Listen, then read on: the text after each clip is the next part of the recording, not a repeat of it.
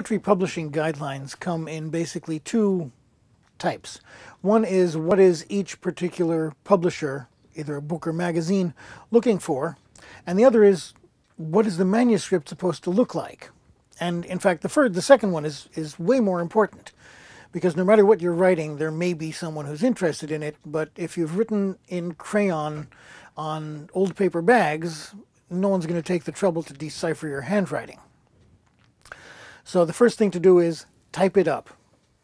If you have a typewriter, that's fine. Most people use computers nowadays. You don't have to double space, because poetry, we can let that slide.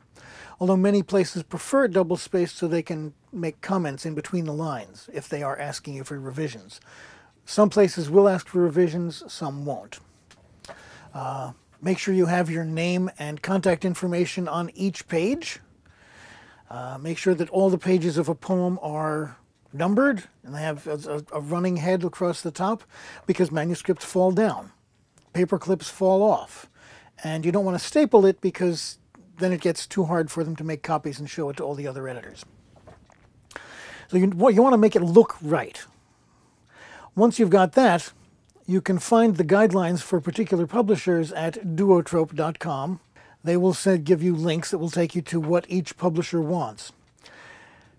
In general, look at a copy of the magazine, look at something of what the magazine publishes, and try to get as close to that as you can. Not the exact same poetry, but what are they looking for? Some places want poems that are fairly simple and that rhyme and have a regular meter. Other places don't want rhyme or meter at all. All they'll take is free verse. There are journals out there that will publish nothing but haiku or tanka, shorter Japanese forms if you're not familiar with them.